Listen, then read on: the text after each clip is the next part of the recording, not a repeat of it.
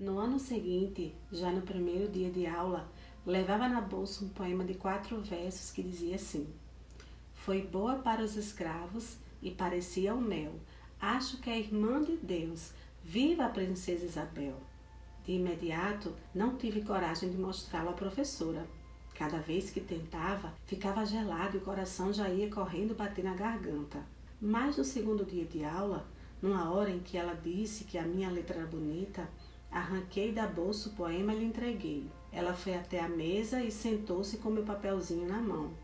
Leu e releu, pegou a caneta, riscou qualquer coisa por sobre meus versos e mandou Pedro chamar o diretor. Imediatamente me deu vontade de urinar e vomitar. Será que havia feito alguma coisa errada? E se houvesse feito, iria para os grãos de milho nos joelhos? Chegou o diretor, seguido do Pedro. Dona Cacilda deu-lhe o papel. O diretor leu. Ficaram algum tempo conversando baixinho e apontando alguma coisa que eu havia escrito. Depois ele saiu e a professora devolveu-me o poema e continuou a aula calmamente, sem um gesto que me explicasse o bom ou o ruim dos versos. Mas a qualquer barulhinho, ficava eu toda trêmula, ávida por um sinal, uma explicação, por mais banal que fosse. Assim fiquei até o final da aula. Mas quando a minha fila saía e passava pela porta da diretoria, o diretor saiu, procurou-me com os olhos e disse: Parabéns! Não foi nada, obrigada. Fui para casa feliz, sabiás empoleirados na cabeça da alma. Devia ser dia 10 ou 11 do mês de maio. Dona Cacilda, logo após o recreio, disse-nos: No dia 13 agora vamos fazer uma festinha para a princesa Isabel, que libertou os escravos. Quem quer recitar? Eu! Pluft, pluft! Meu coração lá foi de novo pulsar na garganta. Era a hora e a vez de expor meu poema. Não podia perder a chance. Mas como conseguir coragem? E se errasse?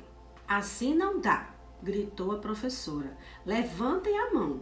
Levantei a minha, que timidamente luzinha negritude em meio a 5 ou 6 mãozinhas alvas assanhadas. Você. Não fui escolhida. Tantos não é possível, explicou-nos ela. Mas eu não podia perder a oportunidade. Corri atrás dela sôfrega.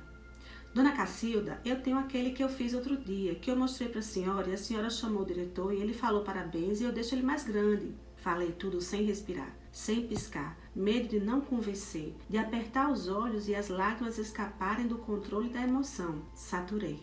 Está bem, amanhã você traz a poesia e a gente ensaia.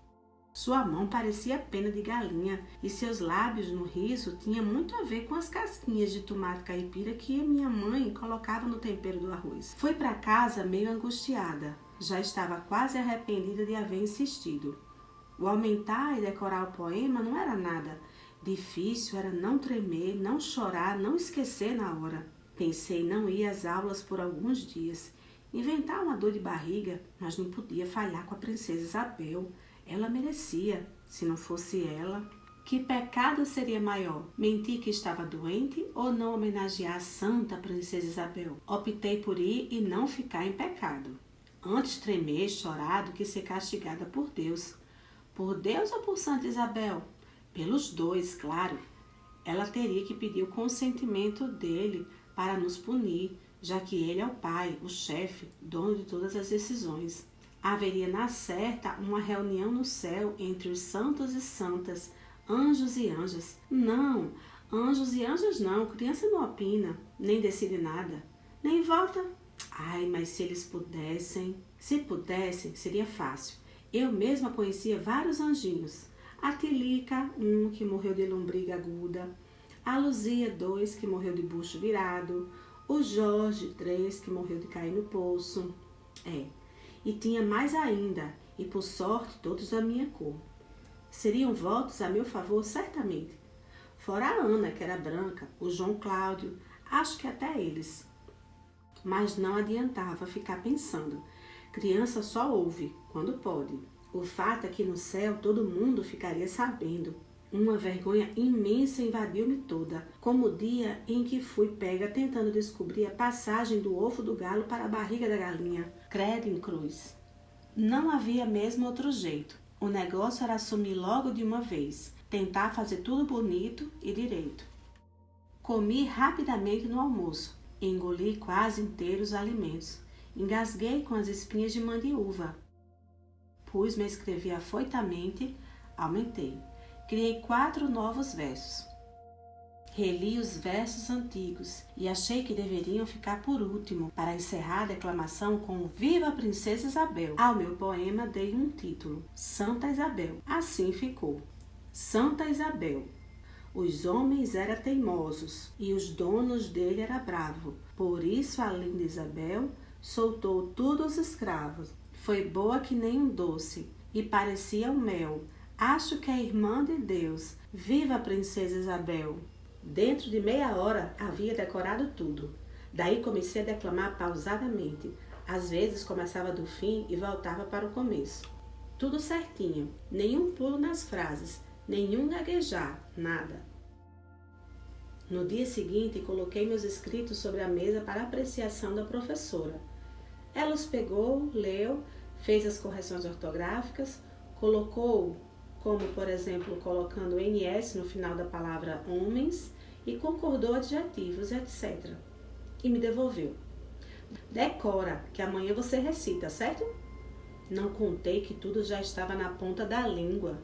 A festa seria depois do recreio, na manhã seguinte. Já no momento em que entramos na classe, ela se pôs a falar sobre a data. Hoje comemoramos a libertação dos escravos. Escravos eram negros que vinham da África. Aqui eram forçados a trabalhar e pelos serviços prestados nada recebiam. Eram amarrados nos troncos e espancados, às vezes até a morte. Quando? E foi ela discursando por uns 15 minutos. Vi que a narrativa da professora não batia com a que nos fizera a avó Rosária. Aqueles escravos da avó Rosária eram bons, simples, humanos, religiosos. Esses apresentados eram bobos, covardes, imbecis. Não reagiam aos castigos, não se defendiam ao menos. Quando dei por mim, a classe inteira me olhava com pena ou sarcasmo. Eu era a única pessoa dali representando uma raça digna de compaixão, desprezo. Quis sumir, evaporar, não pude. Apenas pude levantar a mão suada e trêmula e pedir para ir ao banheiro. Sentada no vaso, estiquei o dedo indicador e no ar escrevi lazarento. Era pouco. Acrescentei morfético, acentuei o E do F e voltei para a classe. No recreio, a Sueli veio presentear-me com uma maçã e a Raquel, filha do administrador da fazenda, ofereceu-me para trocar meu lanche de abobrinha abafada pelo dela, de presunto e mussarela. Não os comi, é claro. A compensação desvalia. Não era como o leite que, derramado, passa-se um pano sobre e pronto. Era sangue. Quem poderia devolvê-lo? Vida? Que se enxugasse o fino rio a correr mansamente. Mas como estancá-lo lá dentro, onde a ferida aberta era um silêncio todo meu, doce em parceria.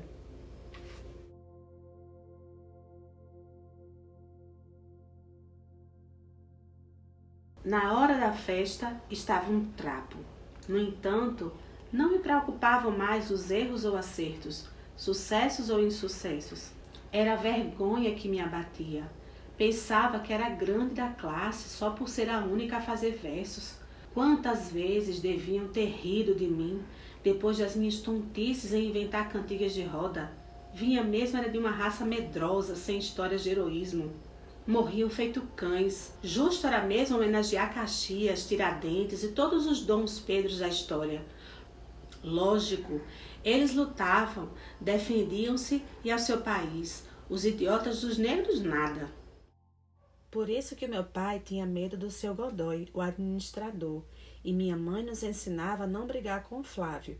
Negro era tudo bosta mesmo. Até meu pai e minha mãe. Por isso é que eu tinha medo. O filho puxa o pai, que puxa o avô, que puxou o pai dele, que puxou... Eu, consequentemente, ali, idiota, fazendo parte da linha. Caí em mim com a professora falando. Esqueceu? Tem nada não. Na outra festa você recita. Logo chega o dia de Anchieta, do soldado. Vamos sentar. Não tem importância. Levou-me com cuidado e me fez sentar numa cadeira ao lado dos outros professores na frente. Eu sentia muito sono e sede, e estranhei o fato do meu coração estar quieto, sem saltar para a garganta. Apalpei o pescoço de todas as maneiras. Já ia verificar se estava no peito, mas desisti. Será que ele morreu? Pro inferno! Se quiser morrer, que morra! Pensei olhando a sujeira do nariz, que saiu preguiçosa e caiu sobre as pregas estreitas da sainha azul novinha. Naquele dia, ninguém correu na volta para casa. Iam todos à minha volta preocupados porque eu não conseguia andar depressa. Sentia-me sem peso e quando mudava o passo achava que o chão à frente estava em desnível, longe, mole. Quando cheguei em casa, minha mãe falou: "Seu almoço está lá em cima do fogão. Depois você leva o prato lá na vasca, que eu já estou indo lavar os trens." Desvencilhei-me do material escolar e peguei o prato de comida. Já ia saindo para jogar tudo para as galinhas no terreiro, quando pensei que se eu levasse o prato logo, minha mãe ia desconfiar, porque não se almoça em tão pouco tempo.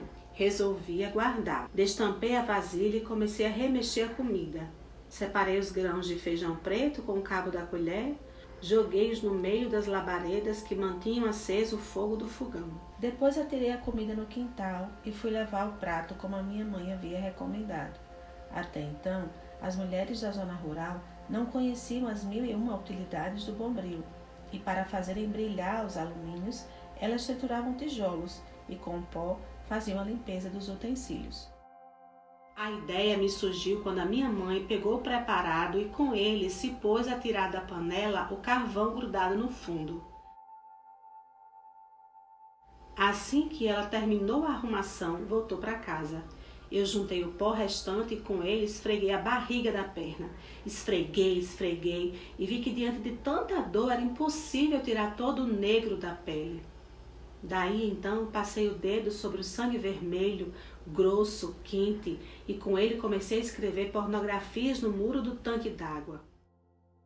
Quando cheguei em casa, minha mãe, ao me ver toda esfolada, deixou os afazeres, foi para o fundo do quintal, apanhou um punhado de rubi e com a erva preparou um unguento para as minhas feridas.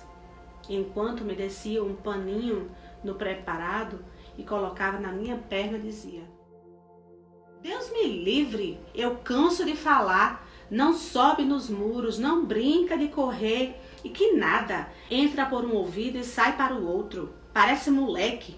Mentira, nem moleque faz isto. Vê se o Zezinho... Eu ouvia sua voz distante, brava, doce, bálsamo. Dentro de uma semana, na perna, só uns riscos denunciavam a violência contra mim, de mim para mim mesma. Só ficaram as chagas da alma esperando. Bom dia a todos e a todas. Eu fui convidada para falar sobre um trechinho sobre meu texto Metamorfose em Leite do Peito. E eu peguei o finalzinho do conto, onde diz que depois de eu ter praticado uma violência contra mim mesmo, em alguns dias a cicatriz, só ficaram as cicatrizes porque o ferimento mesmo já havia sarado. E eu finalizo dizendo que só ficaram as chagas da alma esperando. Então esse é uma amostra do que faz com a gente o racismo estrutural, né? A gente sabe, percebe, sente a violência, pelo menos naquele tempo, sentíamos a violência, mas não tínhamos palavras. Naquele tempo, né, quando eu era criança. Hoje, porém, eu vejo que era por força do racismo histórico, né, e cultural. E até hoje, né, mais, é um trabalho que eu faço para informar a sociedade toda, né, que é vítima dessa sociedade negra toda, que é vítima dessa sociedade chamada de elite, quando praticam o preconceito preconceito racial. E daí eu tenho, enquanto pessoa que fala, que escreve, eu tenho como dever, né, esclarecer, entre aspas, essas questões, a fim de que fiquemos informados sobre essa violência e possamos então fazer qualquer coisa, lutar contra ela, né? Essa violência histórica e cultural. É o que eu faço no meu dia a dia, na minha vida cotidiana e nas minhas escritas literárias. Eu tenho o dever de fazer isso porque ainda existem muitas pessoas desinformadas, porque em alguns procedimentos o racismo é camuflado, e eu tenho então o dever de estar informando, mostrando aquilo que eu penso e aquilo que eu sei, né, sobre o racismo estrutural, que é uma coisa histórica, cultural, né, uma coisa que mexe com a gente, que nos quebra. Então, em Metamorfose, eu destaquei esse finalzinho, porque ainda a nossa alma está cheia de chagas e esperando por soluções. Obrigada a todos, um abraço.